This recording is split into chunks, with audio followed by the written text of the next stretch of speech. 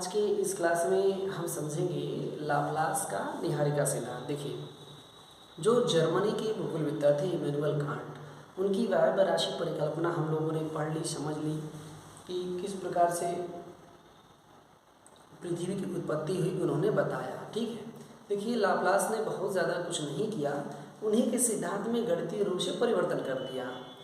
Laplace ने क्या किया कि कांट के सिद्धांत में कुछ परिवर्तन करके, मतलब कांट के सिद्धांत की जो कमियां थी उनकी कमियों को दूर करके अपना सिद्धांत बना दिया। तो आइए देखते हैं लाप्लास का सिद्धांत क्या था।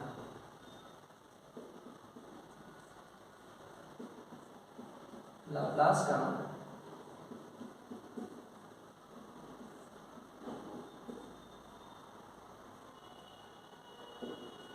निहारिका सिद्धांत।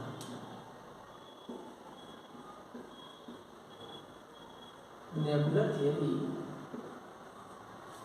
Of Laplace. देखिए, लाप्लास फ्रांस के एक जाने माने भूगोलवेत्ता थे, भूगणितवेत्ता थे, आप ऐसा कह लीजिए, जाने माने नक्षत्रवेत्ता थे, भूगणितवेत्ता थे। इनकी एक पुस्तक आई थी, इनकी पुस्तक का नाम था ब्रह्मांड व्यवस्था का प्रतिपादन, एक्सोपोजिशन ऑफ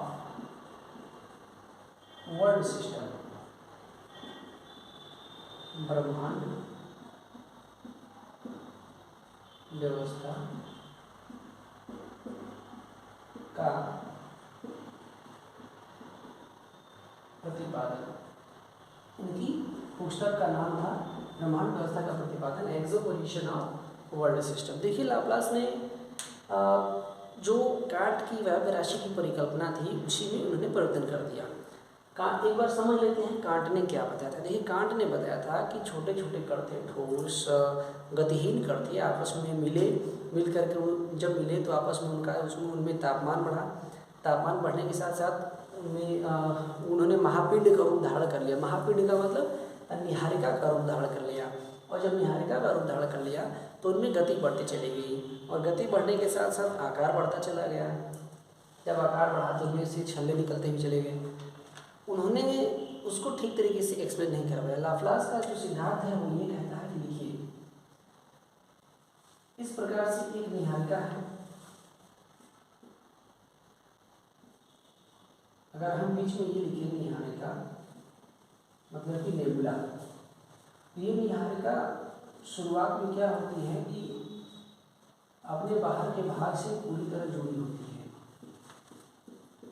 अगर हम इस तरीके से मान लें कि ये निहारिका शुरुआत में अपने बाहर के भाग से पूरी तरह जुड़ी होती है, ये कंडीशन नंबर 1 अगर हम आपको बताएं, फिर हम कंडीशन नंबर 2 बताते हैं कि निहारिका का ये बीच वाला भाग है नेबुला,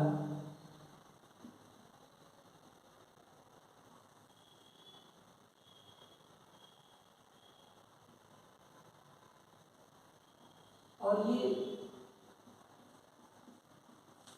जो बीच का भाग है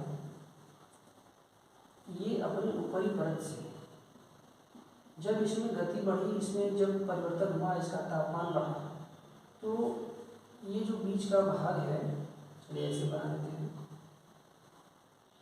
इसमें कुछ खाली स्थान आ गया। ठीक है, मतलब ये है दूसरी कंडीशन कि पहले निहारिका सब मिले हुए हैं। लाप्लास ने बताया, देखिए पहले स्टार्टिंग में ये सब मिले हुए रहते हैं, फिर धीरे धीरे उसका जो मध्य भाग और उसका जो बाहरी भाग है, उन भागों के बीच दरारें आने शुरू हो जाती हैं। और तीसरी कंडीशन में क्या होता है कि ये जो पूरा पदार्थ है ये जा करके एक छल्ला बन जाता है, मतलब कि ये ग्रह बन जाता है, और बीच का भाग ऐसे ही पड़ा रहता है। बीच का भाग जो है वो ऐसे ही पड़ा रहता है। ये जो पूरा बाहर का जो परत है, बाहर वाली परत, ये परत जो है सिकुड़ गई, और सिकुड़ करके इस प्रकार से एक छल्ले का रूप धारण कर लिया। तो हमने आपको इसकी 3 कंडीशन बताई, ये तीसरी कंडीशन है। इन 3 कंडीशनों के आधार पर हम लाप्लास का निहारिका सिद्धांत समझ सकते हैं।